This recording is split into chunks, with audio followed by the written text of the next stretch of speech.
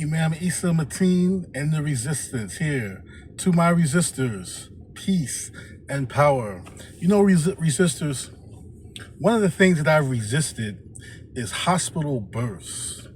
Several of my children were born at home under the care of a midwife. And there were several reasons for it. Well, basically, it was because of the treatment that I saw, my wife receiving in the hospital. And this is even before I knew that America is 54th in the world in infant mortality. That means there are 53 nations in the world where it is safer to have your baby than the United States. 53 other nations where your baby is more likely to live when they're born in the than in the United States. And this is before I learned that the United States is dead last in maternal health care, meaning, well, dead last as far as what they call developing countries. Okay, so all of the developing countries, the mother is more likely to live after a birth or during a childbirth. They're more likely to live, to survive, than in the United States. The United States is dead last amongst developing nations. We always think that, America is so advanced, is so much better than everybody. That is not the case when it comes to infant mortality and maternal mortality. But the first thing that made me, look at them sideways was this many years ago. My wife went to the hospital, Temple Hospital to be exact, and they give birth. She's in labor, and the nurse didn't seem to care that she's in pain and she's about to deliver. She didn't seem to care. She was kind of like, so what? In fact, she said, "Oh, stop it, stop it, stop it now." I mean, you're telling her to stop it. She's in labor. So anyway, that's one thing. Then, another child was born, and this was at Pennsylvania Hospital, not University of Penn, Pennsylvania.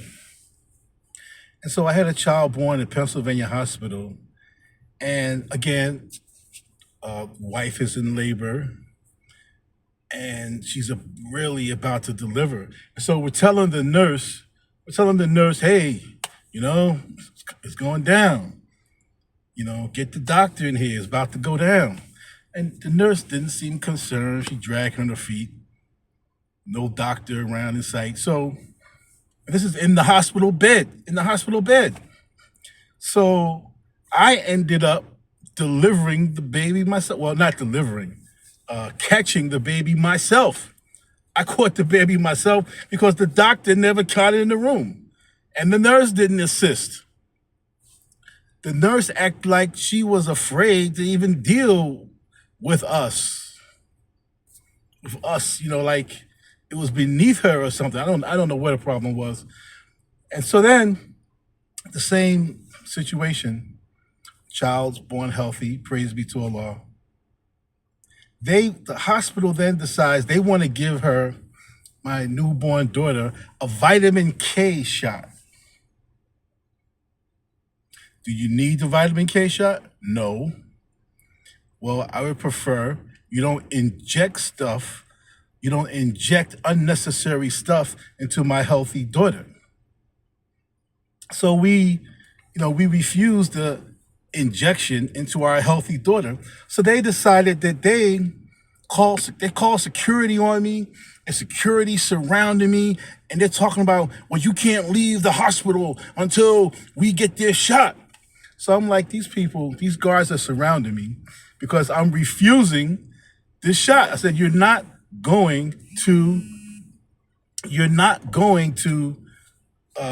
give my healthy child an unnecessary injection. Okay, so they were surrounding me and insisting that I get the shot. And, the guards are getting itchy because they didn't really want to be in that situation with They didn't want to be in that situation with a father who's dead set against a shot. You know, they didn't want to go through all that for hospital policy. So I said, you know what? I'm going to call my lawyer. So I got on my phone, called my lawyer, call a lawyer in my head. Then all of a sudden, oh, she can go now. Yeah, she can go now. Just sign this paper. Sign this paper saying you refuse to get the shot. So I signed it, but in afterthought, I shouldn't even have signed the paper because I didn't have to sign anything. Okay, they're trying to say, oh, you refuse to get the shot, so we're not responsible for what happened. Like as if you did something wrong. They're trying to make you feel like you did something wrong by not getting the shot. I didn't do anything wrong. I shouldn't have signed anything. And after, I wouldn't sign anything ever again. I'm just taking my child. It's my child. It's not yours. But they think they own you. Actually think they own you. And they were, the mother just had a child and you putting her through all this unnecessary stuff. So right then we said, you know what? We're not going to do this hospital thing anymore. So we had home births after that under care of a midwife. And it was a very pleasant experience. I had several of them, had several home births, and I caught all of the children. I caught them myself. So the first person that most of my children saw in this world was me, right? They saw me first. I caught them. Beautiful experience. And, us as, Black people, we need to make sure we're getting the best care we can get. And sometimes these hospitals, they just don't do it. I'm not saying all of them are bad, no. I'm not saying all nurses are bad, no. I'm not saying all doctors are bad, no. But from my experience,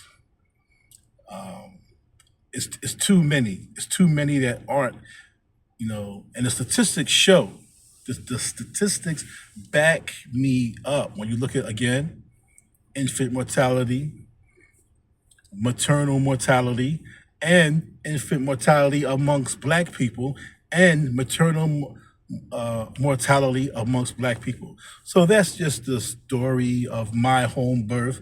You make your own decisions. I'm not giving medical advice. I'm just, I'm a resistor.